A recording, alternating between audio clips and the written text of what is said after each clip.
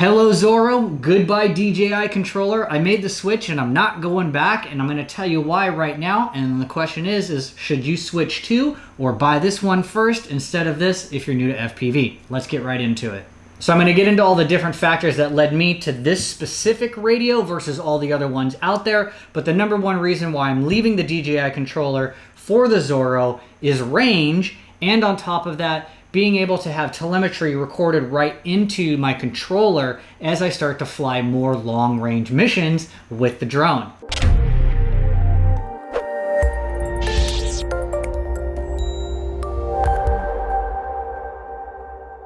Now I will say I have no qualms whatsoever with the DJI controller. The hand feel is great. We'll get into like why this one's a gaming controller and some people might like this or that. I like both. It doesn't really matter to me. Yes, this one has a slightly smaller form factor here than this one does, so it makes it a little bit more travel worthy over here than this one.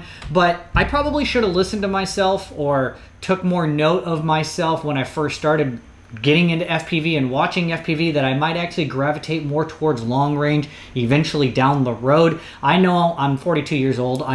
Do a lot of crazy shit already, but I'm not really into racing and going high speed and busting through gates, right? I knew I was going to fly freestyle and I wanted to do some flips and tricks, and I'm still learning that. But I tended to watch a lot of YouTube videos on FPV long range, right? Flying out 2 to 5 miles, 15-minute flight times, or even 20 if they're on 6S, right? So I should have known that probably down the road I was going to go into long range, but I was just getting into it. My first drone was a ProTech 35. I still love it, right? DJI is plug and play. It's really easy. Bind and fly, right? You buy the controller, you buy a DJI system, it all binds, the goggles. Easy setup, right? There was nothing complicated to me about having to install a receiver after the fact or working on getting these things set up, because I build electric skateboards and doing that type of stuff, setup stuff, is pretty straightforward and easy. It just seemed like, yeah, just give me the DJI system, I'll see where we're at. But in retrospect, if I was gonna do it all again, I would go over here with the Radiomaster Zorro, and I got the ELRS version. So let's talk more about the kind of like the two side by side.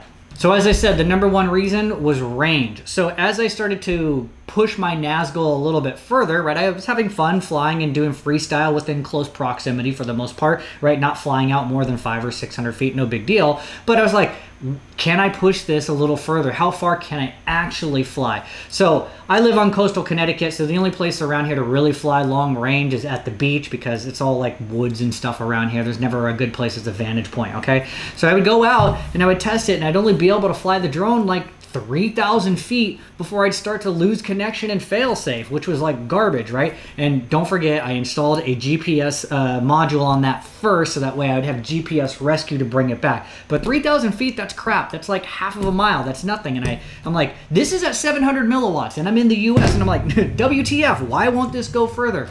And so maybe I just overlooked something.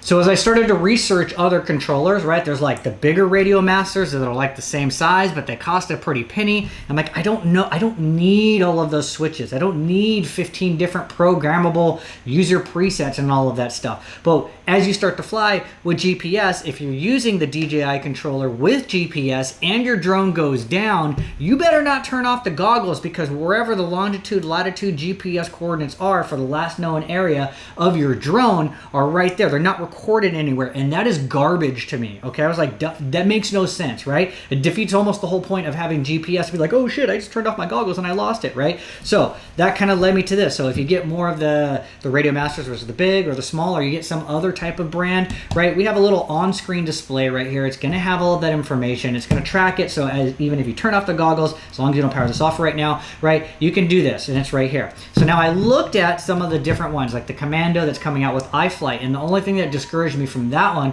was the lack of buttons and switches, right? So the DJI controller, what do you got? You got 4 switches right here, and they're 3 position switches, so that gives you 12 different potential options, which is more than enough, right, for most applications.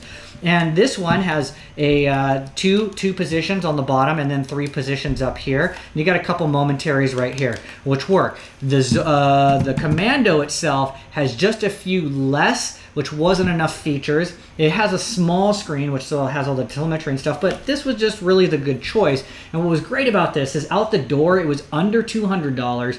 You get 3 receivers total. One has the small ceramic antenna, so I installed that into the ProTech 35 because it's like super low profile. I know I'm not going to do any long range stuff with the ProTech 35, right? But the other one that has more like the Immortal T type of antenna, you got 2 of those. So I have one of those already in the Nazgul, and then I have one for another, you know, drone in the future or something like that. If I don't already buy it with ELRS, I don't know. I might have to DIY one, but I've got an extra one on standby. So all in all, this thing is great. It's lightweight. It's got the gamepad style remote. For me, none of it does. That makes no difference to me. I don't play video games. I mean, I have played PlayStation and Xbox and all that shit.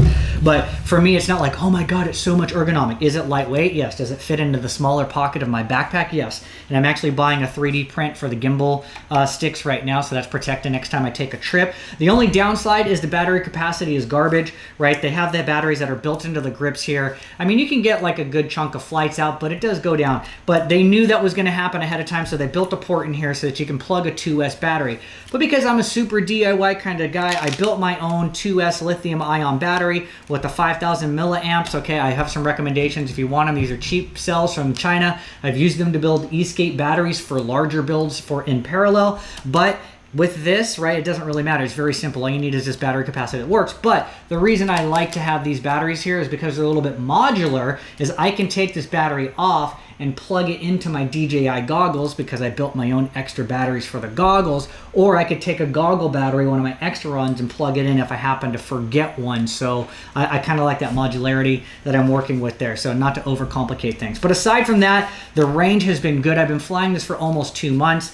The latency, the control, I've been pushing this thing up to 1.7 miles out and then coming back. I'm only running 4S batteries. I build my own batteries as well. So I do have, I don't know if it's the 4 or the 5,000, it's the P42s or whatever from Molicel. Okay, so I've been getting good distance. I'm getting at least 9 to 10 minutes of flight time, and that's, I could still push it a little bit further. So I am still exploring what my range is long range, but the control link way out there is flawless, and I haven't had any dropouts. It's been super just reliable. It has been very, very nice, and I have some really good uploads coming here really soon because I was just in Miami Beach this last weekend for like an early birthday, and I woke up, I did a sunset flight. I was out chasing boats and jet skis like 15, 20 feet off of the water, trying to like get better at that. So this has been very, very reliable. Not to say that this one wasn't, but I just feel more comfortable and confident with this controller, right? And don't forget, if you wanted to use this with a helicopter and a fixed wings and all sorts of different unmanned aerial aircrafts, you have a lot of capability with this right here to do that in customization. So with that being said, I'm going to wrap right there. If you have any questions or comments, drop those below. I guess I might have a DJI controller for sale here, barely used, right? Only 6 months and I'm onto a different controller, but I think that's the nature of the beast when you start to get into a new hobby and you're kind of a DIY person. You want to try out all the different things, but nothing wrong with this. I wouldn't discourage you from buying this at all either. It just depends on what it is that you want to do and where you're going to go with your own FPV journey. So stay tuned. Don't forget to smash the like button and see where I end up in the next video.